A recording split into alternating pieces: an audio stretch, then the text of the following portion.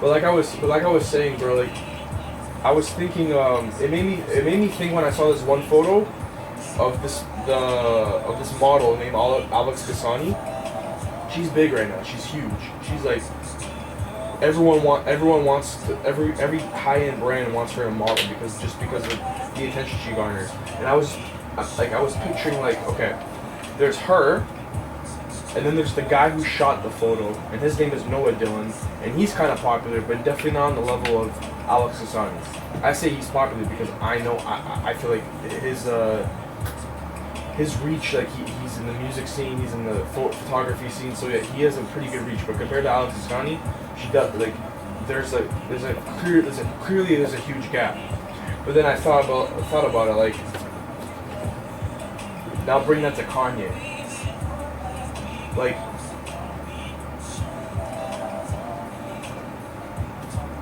just because Noah Dillon, this one character, shot this one other character, Alex Asani, it's a big thing.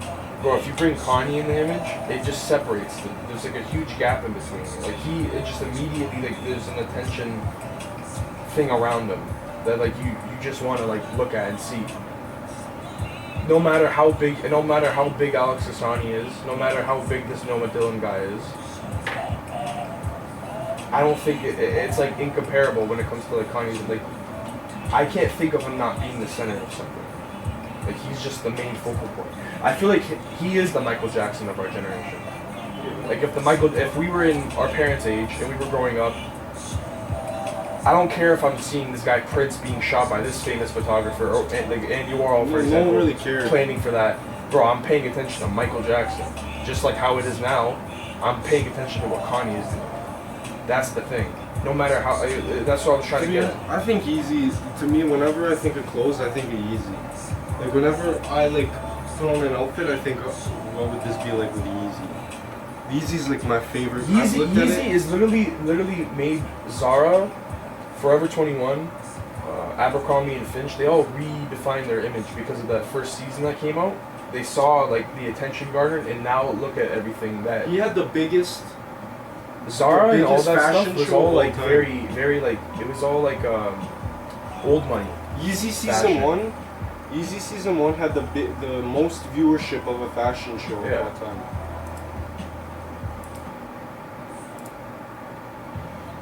And... what was I gonna say? He made all these brands like redefine their image. Like, that's crazy. The I don't think there's anyone better than Kanye when it comes to rap, clothing. Rapping, I've always said that he's not the greatest rapper. I feel like there's way better rappers. I think what makes Kanye like really good is the artistry that Kanye brings. Like, he actually embodies what an artist is. He does so much things. Like, he has so much ideas. He's a creative director. He's a fashion guy. He's a music producer. He's an artist. He's a business guy. Like, he's literally I feel like what God is embodiment of, like, a creator should doing all these things. Then you look at people like Michael Jackson. He's only big in music. Yes, he's a big figure, but he's only big in music. Kanye's big in all these things. That's what a creative and a creator should be like. His shoes were the biggest shoes of all time on the board. When they released, it was like the biggest drop one of the biggest drops of all time. I think it was comparable to Jordan when it came out. But Kanye's the perfect embodiment of an artist. I never liked Michael Jackson. I was never a big Michael Jackson guy. I didn't get the hype behind him. I think he's just like an 80s artist, 90s artist. I think he's just like one of them.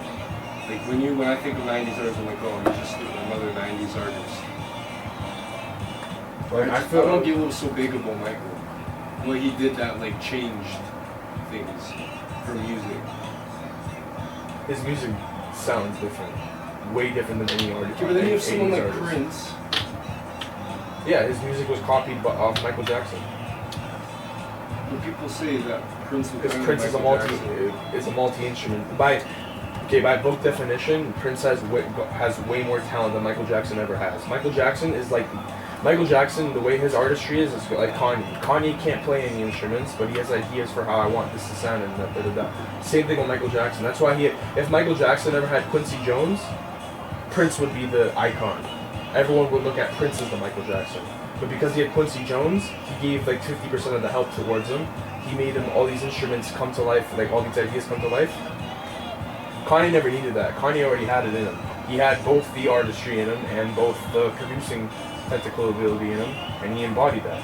I might be biased because I grew up with Kanye. Like that was our generation. My grew biggest up with that. artist. Like I remember hearing Monster. Like my mom playing it. When did that album 2011? 2010. Like that was one of the first songs that like I was like, wow. Like this is like all these different artists, like all these different voices. I didn't know who any of them were, and they were just like also, you know what I mean? Like he literally assembled. That was his whole thing. The whole entire run of My Beautiful Dark Twisted Fantasy was him getting all these people on it. No one's touching Kanye. No one could drop. I don't really like these albums, like Late Registration, shit like that. And then 808s and Heartbreaks, 2008. I don't like one song off of that. But then My Beautiful Dark Twisted Fantasy, 2010, 2011. Cruel Summer. That shit. Then 2013 you have Yeezus. Then 2014. What was 2014? He didn't drop anything. Then 2 years later. But even then. 2014 to 2016, the Life of Pablo run, the All Day run, all that 4 or 5 seconds run. And then he's the only rapper of all time to drop a gospel album. Tell me one rapper who's ever dropped a gospel album. And it's good. Yeah, I can't think of one. No, I'm not anyone mainstream. Now that I think of it, I thought DMX did. But no, DMX doesn't. His music wasn't. Yeah, he literally said, "I'm not swearing one time on this album," and he didn't swear once. But all these other rappers, when it comes to like if they want to make songs, they swear in it. Kanye made a whole album. He gets phases. Do you know how impossible it is for rappers like nowadays to make a song without swearing? Kanye made a whole album without swearing. That's why if you watch you can see the run up to that.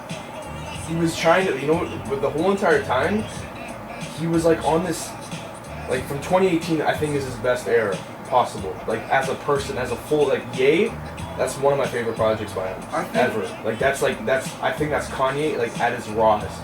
And you saw in that moment that from the 2018, right before the gospel album came out, that he was like trying to. Like he was actually like trying to like come up with ideas about how to like fix the world and fix like he was saying. I remember he was saying the dictionary. He was trying to like minimalize words and take out words that are unnecessary and do all that stuff. Just so you can see. Well, there's that one infamous scene, but there's like studio session scenes that he has. There's him in the car like saying about it. Like he was on this whole entire phase about it, and then you can see the build up to like how he got to the gospel album. And he realized, you know what? I think it makes most sense for me to do a gospel album where I'm trying to not use curse words. I'm not trying to be profane at all. And boom. And then you have the merch line for that gospel album. Oh my gosh. Jesus is King, the Yay, the Wyoming. 2018, bro. I'm saying that's like that's no in my one's made eyes, better clothes than Kanye. I won't lie. No one's made better clothes than Kanye. Like in reality, I'm sorry, but his color palettes, how he would put colors together. How they would fit, how they would look on people. Yeezy was a lot of earth tone and very like, you know what I mean? Yeah. That's what because he was trying to bring it. He was trying to make it as human and natural like as possible. And, like the way he remember when everyone was going crazy about heels with sweatpants, and he normalized heels with sweatpants. Power. You know how many hours it took him to make 5,000 hours to make Power. Yeah. But at the end of the day, like I was just thinking about it now, bro. Like Kanye's just another puppet. Like he's the one. He's like the guy. I feel like he's the guy that everyone wants to put on this pedestal to make him seem like, oh, he's like those rappers. He's like this rapper's telling you to think free, and then you can do whatever you want and stuff. But like that's all like. We have a song like New Slaves, which is fucking beautiful. That is like that's like a thing that they let him do that. So it makes people like us Yeah, think that, 'cause oh, you know okay, yo, this guy's like calling out all these people and all that stuff. You But know at the end of the day, it's like, You know that video of him was like hopped up the Amistad and made I'm a god. He's like, I remember you seeing the two guys in the background were like Universal group like heads. oh, or whatever. that was in the movie. Yeah, what was it called? What's his name? Lucien Grange. Who is he? He's like so He's the owner of music, basically. yeah, like and He's the him CEO sitting of there Universal. and he's like why he's just talking like slandering white people. He's like white people don't want this Yeah, or but you whatever. remember and in the he's video sitting in the background, Lucien he's just Grange? bopping his head because No, he knows. he's filming him. He's letting him doing that. He's letting him do he's just that. letting him do it. Yeah. That's the thing. I feel I just like Kanye's gave us great ideas, great songs, great fashion, all that stuff. But at the end of the day, he's just a jester in the court. Everyone is a jester in the court.